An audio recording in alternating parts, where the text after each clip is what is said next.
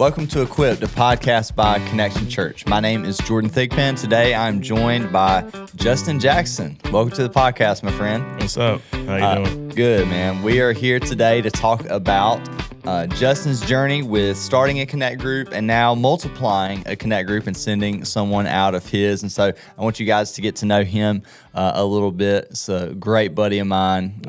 Love getting to know you over the last couple of years and suffering through being Falcons fans and all the different sports things. And so that's my guy. And so, Justin, thank you for making time to have this conversation. No problem. I'm glad to be here. Yeah, man. I feel like I won like a contest or something. I've been like a fan of the podcast for a while now. Now I finally get to be on it. So the drawing was a text message that said, "Can I be on the podcast?" Yeah, that's what it was. That's all it takes, honestly. So. That's it.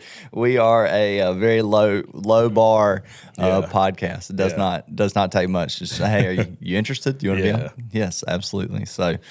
No, but when you were texting me about it, I'd been thinking about it for a while. It would be really cool to have a conversation that more of our church and people otherwise would be able to see. What's the journey for a person to go from a church attender to leading a small group to now planting another one. And so just let the people get to know you a little bit. Just tell us about your family, stage of life that you're in. Just anything, just general information like that. So Justin Jackson, born and raised here in Statesboro, Georgia. Effingham football legend. Played football at Effingham County for, I guess 4 years. That's kind of how high school works. But after graduating high school. I only played 1 year, so I mean. Oh, yeah. Well, you didn't. You don't become a legend playing 1 year. Oh, I thought when you said 1 year, it's like, did you drop out or you just stop playing? No, I just didn't play until my senior year. Yeah, true. But anyways, after high school, I went to LaGrange College, played football there for 2 years. Found out that playing Division III football wasn't going to make it to the NFL. So, and I was racking up a pretty large check at the same time as far as student loans. So then I transferred back here to Georgia Southern. Finished out here at Georgia Southern while I was here. Met my wife, Anna. We've been together. We found out the other day, or we were looking at it, we've been together 10 years, like not counting marriage, but 10 years, which That's is crazy. Awesome. But yeah, when I graduated from Southern, we moved to Atlanta right before COVID. COVID happened within the first 3 months of us being there, and we were also getting married in March of 2020, and like COVID shut down everything, shut down the wedding. Especially in Atlanta. Yeah, all that. Shut down the wedding. The wedding was supposed to be here in Statesboro, but shut all that down because it was at Georgia Southern. That's why. It was on campus. What? So, yeah. Where would you have gotten married on campus? We were getting married at Botanical Gardens. Oh, okay. Yeah. That makes more sense. So, I was picturing y'all at the rotunda with a wedding. No, the student union or the Lakeside. Landrum. Reception was at Landrum. That's crazy. No, it really wasn't. I'm just joking. Oh, okay. Yeah, I'm keeping going with the rotunda thing. I was starting to get more and more upset that I wasn't at the wedding. Yeah. If it was the reception was at Landrum, I would have absolutely crushed. No. But yeah, so that happened. So COVID happened. We went to both of our jobs, went to working from home.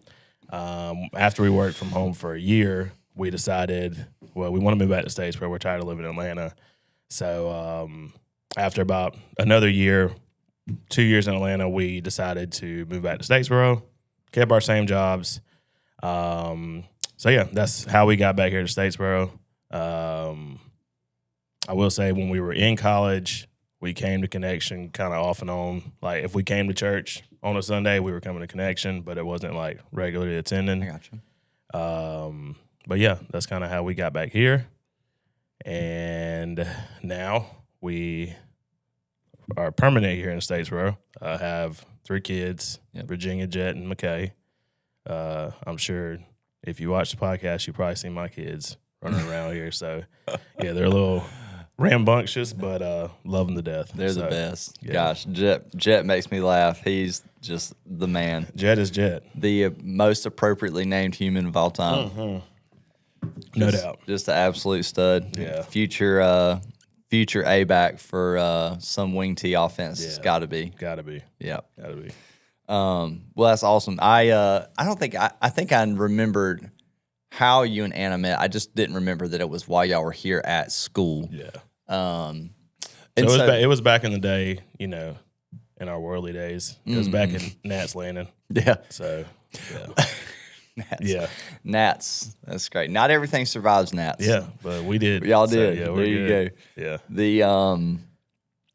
I think that's, you know, I hope you don't feel any sense of like of shame in sharing any of that, because I think that's a powerful part of the story, is that you guys met living one life, begin to actually walk and follow Christ. I don't know how you would explain that for yourself, of like, was there a moment of salvation in there? Was there a salvation moment earlier in life and then just sort of a walking away and then a return? But I think that like there's a lot of your story that is from maybe from like the outside perspective is like not the most likely small group leader of all time. Yeah. I would say like growing up and stuff, we didn't go to church or anything. I mean, we believed in God, but we didn't go to church. We kind of had other things going on Sundays that took precedent, which, I mean, isn't anything wrong with that. Well, it is, but anyways, but yeah, so yeah, really. You don't become a church league softball legend by not playing baseball. Yeah, on Sundays. With travel league. Yeah, that's what it is. Yeah. But yeah, so my wife Anna, her family is the complete opposite. If the doors of the church are open, they're there. So they were very heavily involved in their church. Anna's been in church her whole life. And I could see like the love that she had for the Lord from the time we met. But you know, we early stages of marriage and dating, we didn't really go to church at all. And then I just found myself like, you know, kind of just chasing like the worldly things of life. And I really felt that conviction, to come to the Lord, you know, just, giving up myself and, you know, to do what he asked me to do. So can you think of the first moment where that thought hit you? Like, can you remember like a moment where it was like, maybe a moment of realization of like, this whole thing I'm chasing is not what it's cracked up to be? I would say maybe isn't the first moment, but one moment so I told myself like, you know, we're in January right now. So New Year's resolution, one of my New Year's resolutions like 2 or 3 years ago was to get baptized. But like, I feel like it was kind of like a checkbox thing for me. But like, I felt like I was still so far away from the Lord. Like I didn't know enough about the Bible, didn't know enough about the word and all this stuff. And I was having a conversation with my buddy, Matt McBride. We were texting back and forth and we kind of started talking about it. And I was kind of like trying to lead him in the right direction. And I straight up told him in a text message, I was saying like, you know, it doesn't really matter. It doesn't matter how much you know about the Bible. It really matters about where your heart lies with the relationship with the Lord. And it was like when I texted that, it like clicked in my mind, because at the time I thought that, you know, to be baptized, like I needed to know more about this, but my heart was in the right position already. That's right. So that's one point like where it like really clicked for me. It was like just simply like having that conversation. I was like, oh well, I just said that, like time for me to make that next step. You go. So yeah, that's awesome. And so that's, you know, 2019 and 2020, you guys get married, and then what year do y'all move back to Statesboro? 2020. Is it 2 or 3? I think 2. Yeah, the back half of 2. Yeah. Okay. Because we moved into our house in 23. Yeah. Okay. So yeah, we stayed with my parents for like a few months in between. So okay. Yeah, and then at what point? So baptism is sometime around 22, 23? Baptism, I got baptized in 24. 24. Yeah. Okay. Was it 24? I don't know. I can't remember. Well, I can't hardly remember life with you not in it. So, I mean, that's where you start doing some of the math of at least my like time here at Connection Statesboro, and I've been here since 19. Yeah. So I can't remember when it was. Then at some point, you guys meander into the best Connect group of all time. Yeah. Oh yeah. Yeah. So we, it was kind of like an easy choice for us. Like we went through Heart and Soul, and the Connect group, or like people started talking about like next steps and stuff. Connect group came up, and or no, I don't think that's what it was. There was like a Connect group, like maybe like a thing like after church one Sunday, like where y'all were like getting people like they were interested to sign up and stuff, and you were leading that, and we had a conversation, and like there was like a list of groups to join, and we just were like, well, why don't we just join his? So. I like it. That's how it all happens. So, I like it. Yeah. That's the key to growing your Connect group is become a pastor and stand around and actually have a Connect group. So yeah. Just kidding. No, but I think about those. I don't know how y'all stuck around. We had like all the kids played in the basement, no childcare. It's easier when you're Tyler and Madison because you don't have a dog in the fight down there. In the kennel, you just get to sit back and watch. But literally, Taylor. Well, that's how our group is now. So yeah, now we're living it as leaders. Well, Taylor and Matthew, I can just remember like I think it was Keller or no, it was McClendon. McClendon comes upstairs because Harbor has painted her entire face blue. Yeah. That happened in the middle of Connect group one time. And then Harbor also poured a family-sized bottle of Dawn dish soap into our bathtub downstairs. Jeez.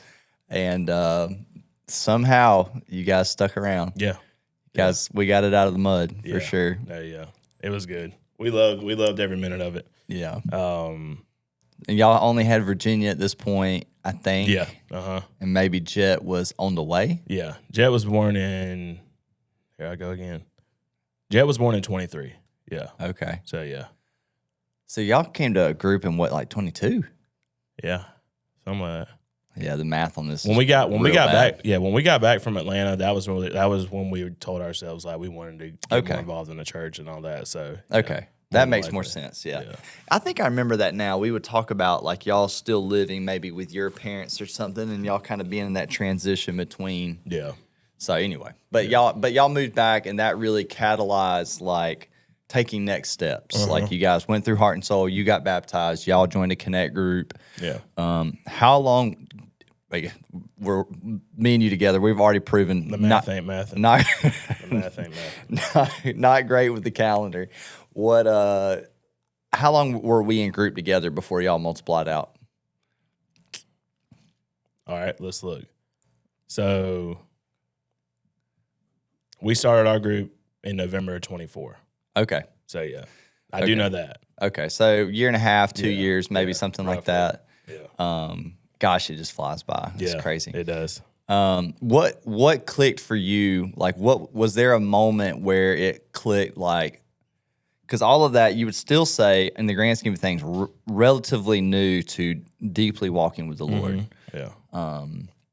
And I would say that over you as an encouragement. Like, man, I already look at the man that you are, and I'm super impressed. I'm just thinking about all that the Lord's going to use you to do going into the future. And same with Anna, just a super impressive lady.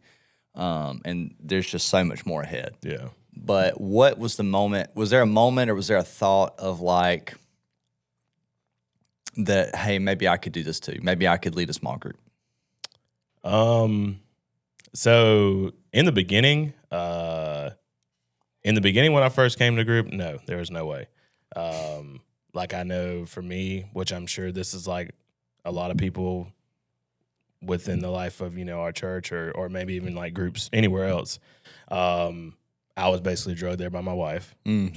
She wanted us to be there and wanted us to get more involved in church. I was like, we already go on Sunday. Like, why do we have to go do all this other extra stuff?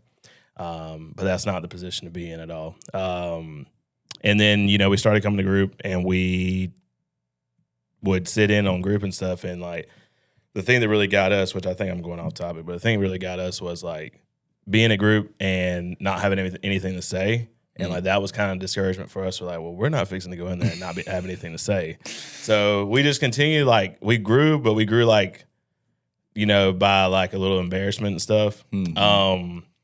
But I think about as far as being able to lead a group, I think about the opportunities and stuff like you and Mace gave us to maybe lead group when y'all weren't there, or even like just the more and more we got involved in the group, like as far as like communicating with people, talking in groups. I mean, there would be sometimes, you feel like, I don't know, like you're one of the only ones talking or something like that. So it really hit us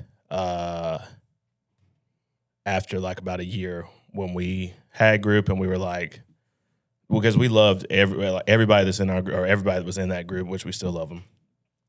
Anna grew real close with all the wives. Mm-hmm.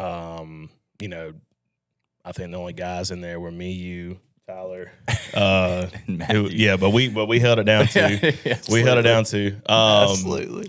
But we were like the community that was built around us. Like now, I think it's time for us to go out and do that for somebody else and create that for somebody else. Because it was like you get real comfortable in those situations. Like we were extremely comfortable. We loved coming to group. We loved everybody that was in it.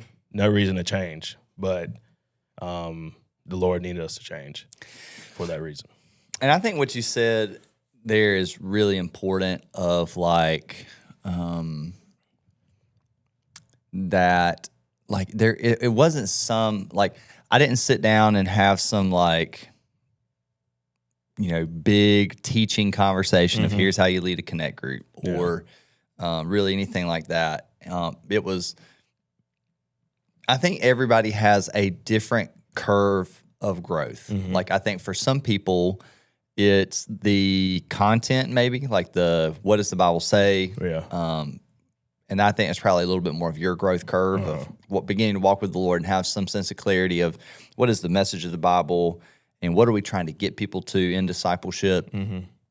But I think other people, their growth curve is much more with leadership of people skill, communication, keeping things organized, knowing how to sort of like the more social component of a group of like, hey, let's kind of bring the conversation back this direction. Yeah. But I mean, I think the more I've gotten to know you, you're a very natural leader. You don't shy away from leadership. Yeah. You always kind of gravitate to leading. You don't have any like, and you're not making it about you. You just are comfortable in that regard. Like whether it's softball or friend group stuff or whatever, you just kind of gravitate towards leadership. And I think that's important. I would want more of our folks to know and like you need both, but neither being deficient in either are not disqualifying from growing to becoming a connect group leader. Yeah. They're just different growth curves, No doubt. And I think about Matt and Becca Miller right now, like they are very theologically sound. They have spent a lot of time in church circles and it's not like they're great with people. Yeah. People love them a lot. They're going to be taking over the group that we're leading, and they're wonderful. Their growth curve wasn't like, what does the Bible say and who is Jesus? Their growth curve was like just getting comfortable being influential and leading and knowing how to like bring everybody in to the conversation. And so we just got to get Becca to stop talking about the Nephilim so much and we'll be in good shape. Crunchy stuff, cloth diapers, and the Nephilim. That's our future podcast. I tell you that. I mean, the crunchy stuff, it came into our household, but I'm kind of all for it. Yeah. I've adapted now. So yeah. Both of our wives are in a group text labeled the Queens of Crunch, and with a bowl of cereal. That's the picture. Yeah. If we wind up in a group text with the Kings of Crunch, I will delete myself out of that. We practically have it. We just don't name it that. I don't think we do. We are never talking about homemade fruit roll-ups or anything like that. Homemade granola bars. Tyler, you got to hold us accountable. We can't fall into such sin and temptation. Yeah. Well, that's awesome, man. So, with I think I hope that's a helpful thing to more people to think about, like, of just finding out and discovering, like, where is my growth curve for. So I love what you said too. And I think there's the motive, there's the why is like what we have now received. Let's go out and extend to other people, meaning community. And we have a lot of people that are new in the life of our church. I can think of at least 33 people that signed up for Connect groups yesterday. Nice. Not to mention like all the ones that have gone uncounted. That's there's like a stack of cards plus 3 people that I saw sign up online, and so and there's hundreds more that need community, which means we need to start new groups that more people can get connected. But so talk about that a little bit of like, what was the journey like? Night one, first connect group. What are you thinking about? What's going on in your mind, in your heart? What are you thinking about leading up to that first day?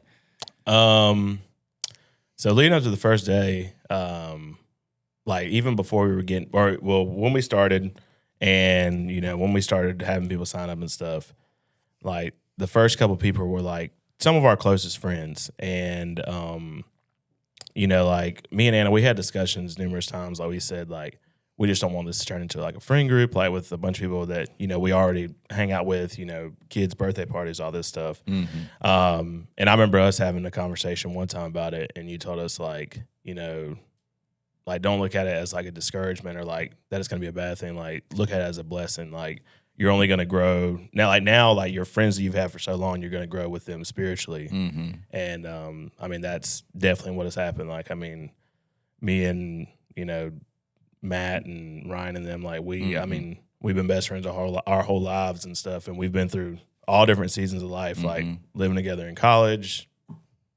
the craziness of that, fast and easy, all down there in the ditch.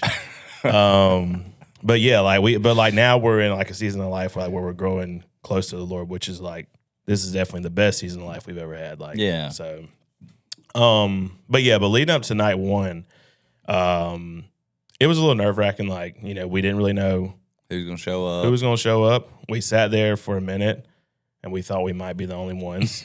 But I think night one, I know Matt and Taylor were there. Cody and Megan, they were there. Mm-hmm. They showed up.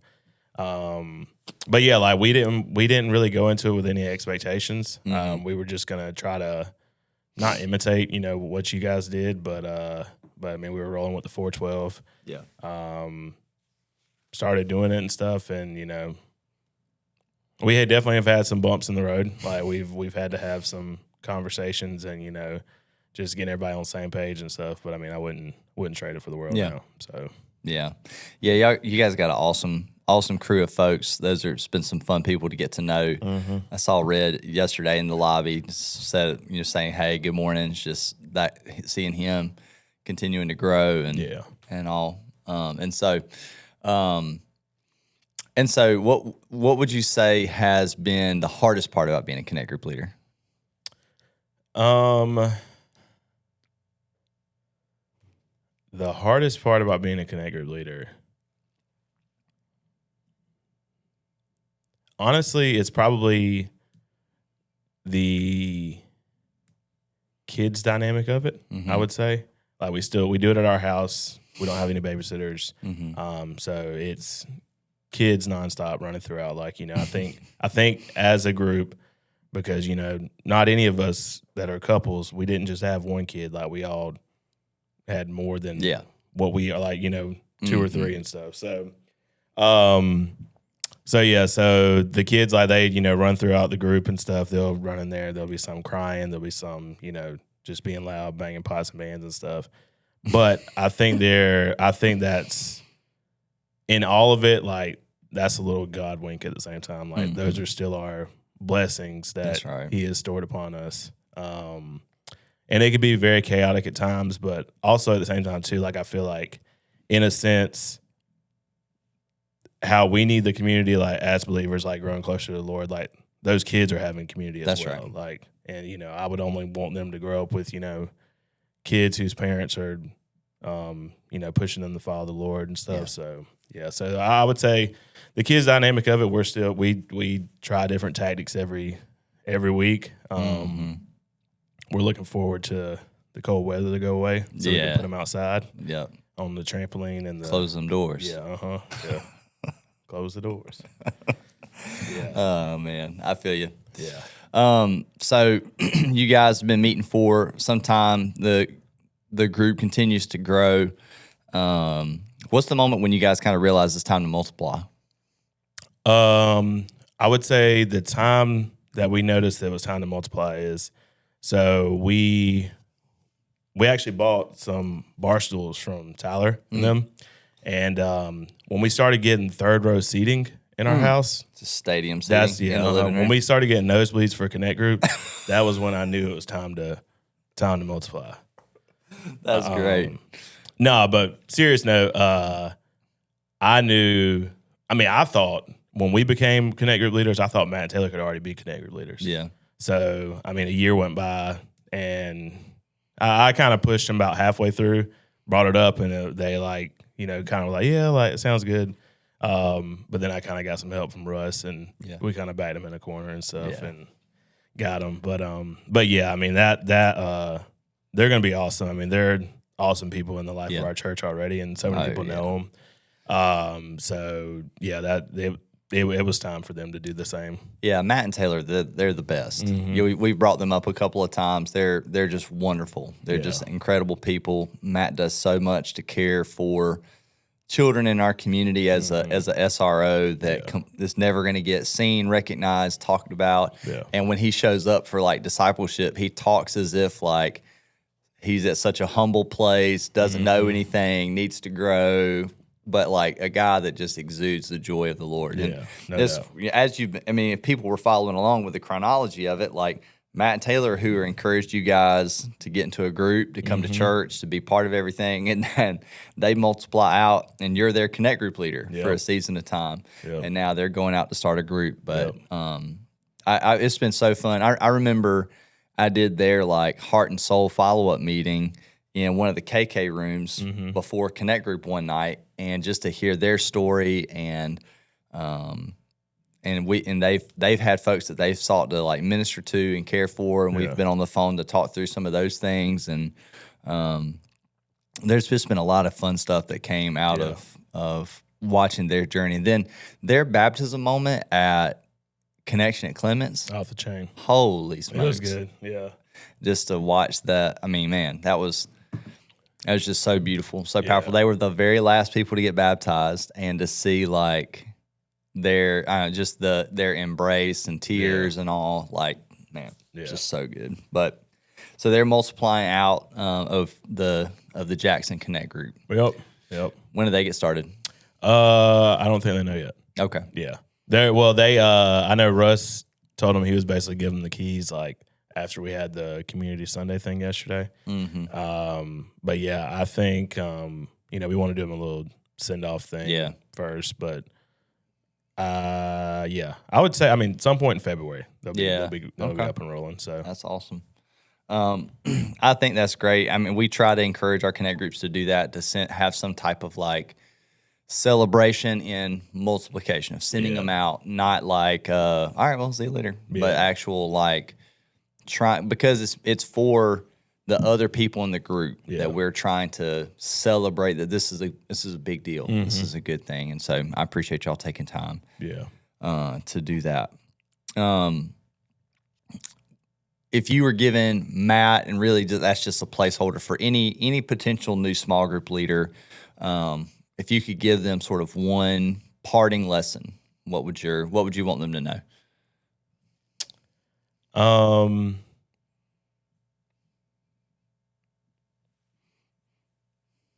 I would say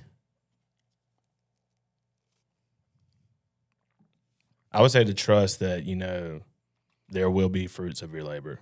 At times, like, I'll be honest, there's been times, kind of going back to talking about the kids and like, the chaos of that. And like, we've had, times where like, it seemed like there was like nobody talking, it was just like maybe the leaders and one other person and stuff. And there's been times like, we've thought after group, I was like, that we can't do this. Like, we stink as leaders. Like, we're not good. Like, we need to pack it up, call Jordan, tell him we quit.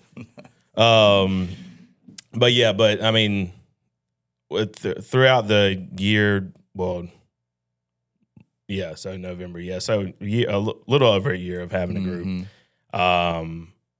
we've seen growth in people's lives and stuff. Like I said about, Matt and Taylor, they've continued to grow. Now they're being leaders. Like Matt's brother, Ryan, we used to beg them all the time, like, y'all need to start coming to church. And like now they're in our group their heart and soul. Ryan serves on the security team. Like, they're growing in their walk. And, at these times, like when I was thinking like that, like we're not doing anything right. Like nobody's like getting anything out of this. Like slowly but surely, things are happening in people's lives. So. Yeah, somebody's got to go first. Like somebody has to go first and take the lumps for other people. Yeah. And I think that's a lot of it's much more of a servant position of like going by faith, and then the Lord just seems to bless it in such a strange way. I love what you said of there will be fruit. Yeah. You don't know what it is, but that first year of group, you're guaranteed almost all of those things. Like sort of some awkward moments, some is this really working moments, these kids are crazy moments, but then every group that we've seen start has grown or has seen something that's blossomed out of it that's like just of the Lord. Yeah. And so I think that's an incredible encouragement. Well, man, I appreciate you. Oh, yeah. Appreciate you making time to have this conversation. I hope this has been helpful